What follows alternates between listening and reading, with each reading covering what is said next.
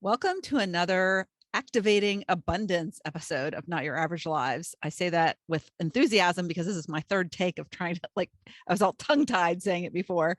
So, this episode is going to be about activating abundance with an archetype. You might be like, what is an archetype?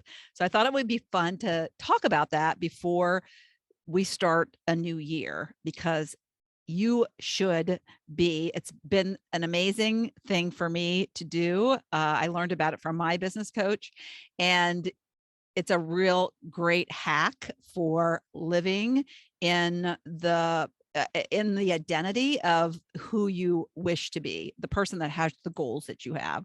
So we're going to talk about that. But first, I'm going to talk about that it's Christmas Eve, because when this publishes, it's going to be Christmas Eve. So when you're listening to this, it's either Christmas Eve or Christmas Day, or maybe even later.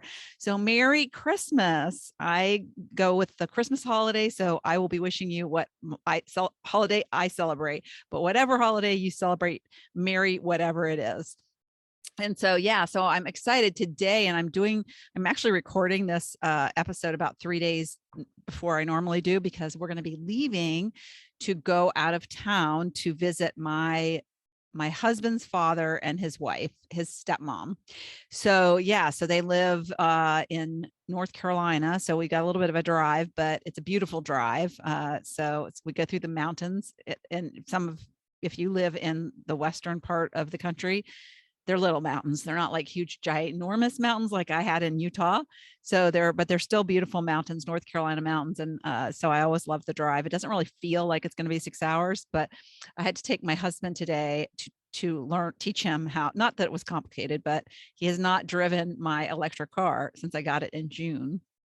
And he was a little nervous about driving it if I needed help, because sometimes I get tired when I drive. And so we switch off. And so we thought it would be a good idea if he actually did a little driving in it and before we got in the car tomorrow, and he was on the highway, and he took it. It's pretty easy once you kind of get the hang of it. It's just a little different because it drives like a golf cart, really. And he drives a golf cart because we own a golf cart. So he adjusted pretty quickly. But the weird thing is when you take your foot off the gas, it like stops. So it slows down immediately. So you don't need to use the brakes as much. And so you almost like you have to keep your foot on the gas pedal to keep it going. So that is just a little odd feeling. It was really weird when I was in Utah, because I rented an SUV, which is, gas. I had an SUV before I got my electric car. And it was so weird, just like, just having a different, using the fob, which a lot of gas cars have. My husband's has a Highlander and it has a fob. And so it's just hard to get used to. And then I adapt to it after driving it for a whole week. And then I come home and I'm like, whoa, with my electric car. So it's so funny how quickly our brain adapts. And you didn't even know you were so accustomed to that thing till it switches on you again. So anyways, to my theme of archetype. So archetype is a way in which, and another reason why I want to talk about this is not only it can help you in the new year kind of step into this new identity, but it also is exactly what, and we didn't even talk about this in episode, but as I was reflecting on the episode that I recorded with Heather, so my episode before this was with Heather Giambalvo, and she lost 100 pounds, and it's not easy to do that. But what she did is, it's clear when you listen to the conversation, her brain kind of just like reset and shifted, and she aligned it with her beliefs and her habits with this new identity, with an identity of a person that weighed 100 pounds less. And even when she was still carrying that weight, it was important for her to be in her mind that person that had already reached that goal. And when you in your mind are already that person who's reached that goal, the actions you take every day are that of that identity. And it's kind of like a hard concept to grasp until you kind of go through and really understand this method that's called, and I first heard about it from Jim Fortin, but my business coach teaches it. But it's the be, do, have. And basically what that says is, a lot of people are they think they need to have it before they take the actions in order to be that person. So they're actually do, have, be, or have do be. They're have do be. So they have to have that which they want, the goals, before they'll do the actions. And then they'll be that person, that new identity. But that doesn't work. That's backwards, because you have to do the actions to get you there. And so it's like, it's so interesting. And I teach this in the second half of Spark School. So you're getting a little bit of a treat. We do a really big deep dive into it. And we go through, I do an exercise. I've actually named it the Beyonce Exercise, because I remember hearing a story Beyonce told. And yes, I'm talking about the Beyonce, so who has quite the stage presence, beautiful voice, very talented woman. And so she had an archetype. She didn't call it an archetype, but she called it, I forget what, if she even had a name with it, but it was the identity that she stepped into when she went on stage. And she calls herself Sasha Fierce. So I don't know if you've heard that Beyonce story, but I was like so interested, because I thought, somebody like Beyonce, who you think has all the confidence in the world, she's so talented. And this is like after she had many Grammys and, many concerts, but there was still that, identity, that old identity inside of her that didn't have that confidence, that was always a scared that she was going to be accepted when she got on stage. And so she just kind of stood into this new identity, and she would get into that mindset before she'd go up on stage. And then the Sasha Fierce identity would come out, and she would kill it right on stage. She would have the most amazing performance. And of course, all of her fans would go home super happy that she showed up in the Sasha Fierce identity. But that is not something everybody knows how to do. And the reason why we don't know how to do it is because we just don't have this awareness that we walk around in these identities. And a lot of times the identities aren't serving us. My old identity was this busy doer identity, that I was just so busy. And I was never stopping to think about, like, is the stuff that I'm doing making me happy? Is this stuff that I'm doing, like, stop and think and be quiet for a second. And what would I do differently? Do I even have any dreams? I didn't even have any desires. So you first have to get down on paper, and we'll be talking about this in a future episode, because I want to talk about all these things as we're getting into the new year. You need to have an idea of what your desires are, your personal desires. You need that vision of where you want to be, who you want to be with, what you want to be doing. And so you have to have that vision. So you have to have this list. Call it a bucket list, call it a wish list, call it goals, call it whatever you want, but you need it, and you need to have it written down. And you need to then come up with, well, it's a good idea to come up with like a fun name for that identity who has all those things that you desire. So for me, I went through this exercise with my business coach, and it was actually really fun, because I love naming things. If you didn't know that already, I love naming things. And so I got that from my dad. He used to name our cars and everything. So I came up with, and you could come up with any, like one of the people that did the exercise in our group came up with $1 million Sarah. I mean, because she wants to make $1 million. And so that was her version of the identity of when she reaches that financial goal, she's $1 million. So when she thinks about who she is, and she thinks about the goals she has that are part of that $1 million life, she thinks about, she has this vision of $1 million Sarah. $1 million Sarah is very happy and very like living the life, right? And so what you do when you have this archetype is you are constantly, when you're working on your goals and you're doing your day-to-day, like I have a to-do list, and I'm going to do my to-do list. You have to have this awareness of when you decide to deprioritize something, or when you decide to, I'm not going to do that today, I'll do that tomorrow. And then you ask yourself, is that what $1 million Sarah would do? No, $1 million Sarah would not procrastinate. $1 million Sarah would not put it off till tomorrow. $1 million Sarah would take the actions, and whatever habits she needs to adopt into her day-to-day routine will have to be practiced and become, like, she has to get rid of her old habits. Maybe it's a weight loss goal, like Heather, and so there's, maybe whatever, sleek, beautiful Kathy, you say that, sleek, beautiful Kathy.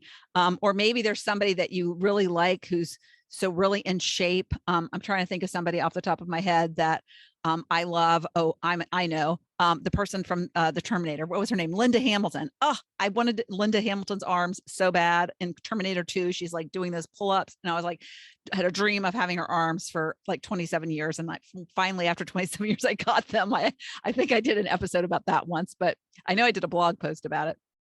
But it takes hard work to have those Linda Hamilton arms, or whatever her character name was. Linda Hamilton's her actress name. So I can't remember what her name is. But anyways, she had beautiful arms. And so if I'm thinking, I want those beautiful arms, I'm going to work out, I'm going to do the things that are going to be required to have those beautiful arms. Well, I could come up with an archetype that is beautiful arms Linda, or, in shape Linda Hamilton, or whatever you want to say, or whatever her that character's name was. So it's really fun to come up with, like, to envision, who are you as you've transformed? Who are you who has reached these goals? So, and then there's some work behind the exercise we do, where you actually write a description and you read this description, and it basically encompasses that which that feeling that you have. So basically, and I always love this quote because it really speaks to this archetype. And if you're not thinking about the identity that you want to step into, and you just stay in your old identity, this quote is perfect. It says, "What got you here won't get you there." How true is that? That is so pertinent to this exercise. What got you here won't get you there. All of the habits of the existing identity who doesn't have those goals yet is just going to get you more of what you currently have. And if you're happy with that, then this exercise is moot. But I would like to think that we all have dreams, that we all have places we want to go, things we want to do, people we want to meet, experiences we want to experience with the time we have left. And make those stretch things, make that, like, I want to go hang out with the gorillas in Uganda. And that's been on my vision board. I haven't had that, but it's, I haven't had that experience yet, but it's on my vision board, and it's one of my things, and I want to do it. And so who is the identity of the mountain gorilla hanging out with the mountain gorillas in Uganda? Who is that version of Lori? And so I came up with my name is, so I gave you a couple examples. So my original archetype, because I've revised it, I've tweaked it. And hey, the more you learn about what you want, and the more ideas you get, hey, you can tweak your archetype. It's not something set in stone. Oh, that's funny, because I have a stone here that I'm holding that has my archetype name on it. Ha. But just, it's painted. So I can always add the extra. So, but yeah, my name is Phenomena Llama Lori. That was the original name, Phenomena Llama Lori. See, it's a totally made up name. And so the reason why I named that my archetype is because that identity I want to step into is she's phenomenal. She is phenomenal. And that makes me feel really good. I can really envision when I am thinking about, oh gosh, I really want to do this today. Well, if I don't do it, is that phenomenal? No, it's not phenomenal. See, this awareness, you have this awareness now, and you have something to strive for. And it's at an identity level. And it's so important, because to reach the goals, we can change our environment and we can change other things. But at an identity level is where the switch really happens in our head. And so I tweaked it. So I picked Phenomenal Llama Lori, not just because of the phenomenal, but the llama. And the llama, the reason why I picked a llama is because I have gone to this safari park with my grandkids they come and visit in the summer, and we've been like 3 times. And the llamas are the first animal to come to the car. So they're eager, they're curious, they're hungry. So like, you got to be hungry. That's what Les Brown says, right? And I'm always hungry. I love food. but hungry and like has a double meaning, right? And so I love that about them. And I love them because and my word this past year was silence. And I wanted to be more quiet and less busy doing. And so they don't say much, you know, they just look at you and maybe chew. And so, so there was a lot of things about llamas that I thought that's really perfect for my identity. So, and it rhymed. So I like to do that, like a literal stuff of rhyming and matching words. Phenomenal Lori, that was like ding, ding, ding. As soon as I thought of that, I was like, yeah. So, and then one of my students, she found a rock and she painted the rock. So like, if you're looking at on my YouTube channel, I'm holding it up. It's the cutest thing ever. Oh, so cute. And so when we were getting ready to go on the trip to Greece on the yoga retreat, the leader sent us an email and said, bring something that you'll use to set an intention. And the first thing I thought of was, I'm going to bring my rock. I'm going to bring my rock because I'm going to set an intention about stepping into that identity in terms of like on the yoga retreat and doing like showing up in the morning, showing up in the evening, going to the workouts and not like just staying in my room and skipping them. And so that was the phenomenal llama. Lori showed up on the retreat because I had set that intention. So I did tweak it during the retreat because while we were sitting there and I explained about my archetype to the people that were on the retreat, one of the people, a guy, he said, you know, Lori, llamas aren't very nice. They're actually very mean. They spit. they might even bite. I don't even know. I stopped listening because I was like, no, that can't be, you know, my llama's a great llama. And my identity and my version and my vision of that identity is not, you know, spitting. Although I did spit as a child, and that was I was a tomboy and I got in trouble for that. But that's not me now. But it does tie back, which is interesting why I picked llama. Maybe subconsciously I thought, maybe there is a spitter in there. Okay, so the tweak that I made after he said that was, I love unicorns. And aren't unicorns magical? They just, everybody loves a unicorn. They're pretty. They make you happy looking at them. They're sparkly. They usually have a lot of pink because I like pink. And so they spread magic is what unicorns do. And so I was like, okay, my archetype needs a tweak. So my archetype is now Phenomena Llama Corn Lori. So yeah, Phenomena Llama Corn Lori. And I'm super excited about it. I'm probably gonna have to paint on this rock a little corn because it just says Phenomena Llama Lori. But I love this. I have my rock with my archetype on it in my office, sitting right in front where I can see it every single day. So you can come up with an archetype.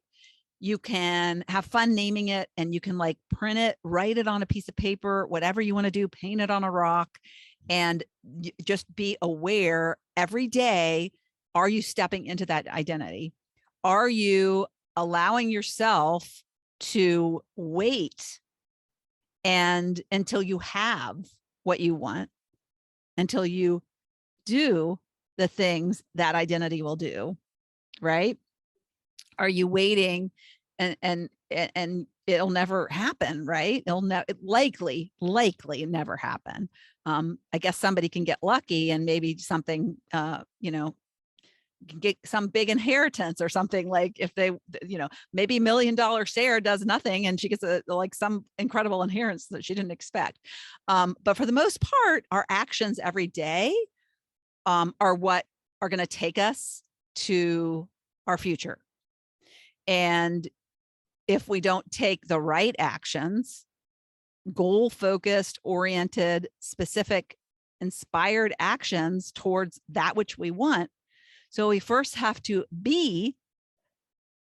step into that identity, the phenomena, in my case, Phenomena Llama Corn Lori. And Phenomena Llama Corn Lori does the actions. So she first is the identity, then she does the actions, and then the goals are achieved, and then the desires that she dreamed of come true. it really is an interesting format and way of operating in the world. It was like, oh my gosh, what a great, that was for me when I first heard that, and I share it with my students. It was a podcast episode where I first heard this theory or this model of be, do, have. And so I immediately wanted to share it with everybody. I'm sharing it with you now, but I wanted to share it with my students as well in a deeper dive, so they really understand it. So that is what I wanted to share today. And yeah, we fall into different identities throughout our life, and we don't even realize it because we're unconscious about what we do. Honestly, I mean, that was me. I was so unconscious about like the things that I was doing and how they affected my future. It was all about like, getting the work done for my company. That didn't really matter to me. I mean, it mattered to me that I got good reviews. It mattered to me that I got raises.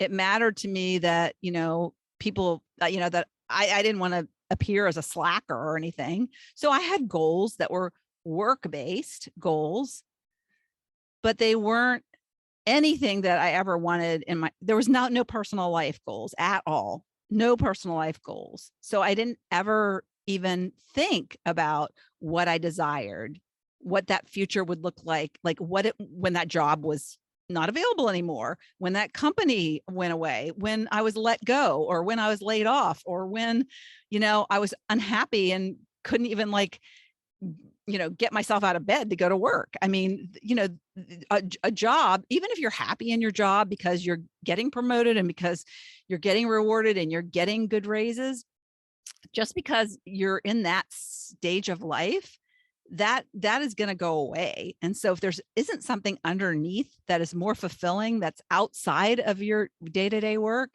that's like in your life that you have to look forward to, and work, if it's work, then you can combine work and personal into something like I'm doing right now, then that's all the better.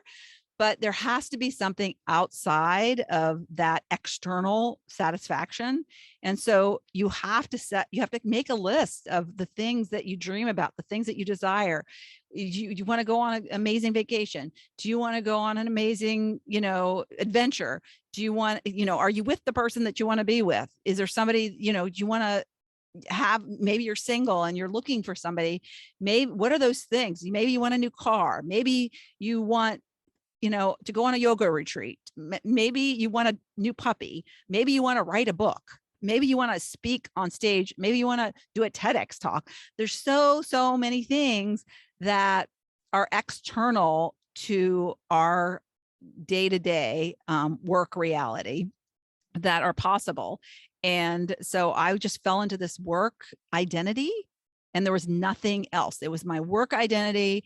It was like, get paid the salary, get the raises. And it was more about and then I needed the health insurance, needed the financial security. So that fear of, oh, I can't do anything else. I can't do anything else. And then only having little snippets of time, because being a busy doer, that's all I did, is like, I worked 24/7. I didn't even take weekends. I was on my computer. And so, what are those things, and what is that identity that you really want to, what identity excites you? Workaholic Lori never excited me. If I really thought about it, that wouldn't have been exciting. That would have actually been kind of depressing if I ever was aware enough to realize it. Because that was the identity I operated under.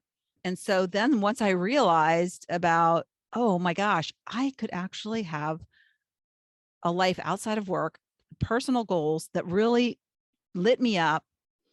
And then what if I kind of stepped into a new identity that had all those things? And then it's believable too. When you have this really awareness of what it is you want, and then you have this identity that excites you, that is fun and makes you feel good, you want to step into it. You then have this belief that it's all possible. It's just this greatest mindset hack ever. So, yeah, so that is what I wanted to share today. It's not a long episode, but just a little lesson about what an archetype is and a little fun exercise you can do to just sit down and think about, the goals that you want. Think about, oh, and I should say, I'm going to be doing a vision board. I'm calling it Epic Empty Nester Vision Board Workshop. And so that's going to be coming up soon. In fact, if you're on Instagram, you can go to my profile and click on the link and it's there to sign up, but I'll be sharing it. It's on, if you're not on my newsletter, go to my website, notyouraverage.grandma.com and sign up to my newsletter, because I'll be sharing about the link to sign up for it. It's going to be, I'm going to do two of them. The first one's going to be January 6th, and the second one's going to be January 11th. And then I'm going to be at the end of January, be reopening the second half of Spark School. So a lot is coming up. If you've been listening to me and you want some free training, I've got the vision board training, and then I'm going to do my Ignite Your Second Half Soul training after that. And then enrollment comes after that. But yeah, lots of fun stuff coming. And so put your 2022 vision. We're going to get your 2022 vision down, and then you can start in the Ignite Your Second Half School training. I'm going to be talking about the 3 keys to making all that happen. The 3 keys to making that vision come to life. Yes. So stay tuned to my podcast, because I'll be sharing links to sign up for that stuff. Stay tuned to, if you're on my newsletter, to that, and we'll be sharing that stuff coming up. All right. So Merry Christmas. And I hope it's wonderful, and that you are with loved ones, and that your wishes come true, that you enter the new year really excited and ready to take on some pretty fantastical goals. I know Phenomena Corn Lori is. So, and if you're there with me, it'll be fun to run together. All right. Talk to you later. Bye. Thank you so much for tuning into the Not Your Average Lives podcast. If you haven't yet, make sure to subscribe on iTunes if you have an Apple device. You can find free resources and learn what else I have going on at the moment that might interest you on my website at notyouraverage.grandma.com. You can also find me on Instagram or Facebook at Not Your Average Grandma. If you liked this episode, it would make my heart so happy if you could leave me a 5-star rating. You can also add a review to let me know what you like about this podcast, which will help spread the word about it to others who need a little midlife inspiration. As always, be you, listen to your inner voice, and focus on reigniting that lost spark so you can start living your own Not Your Average life.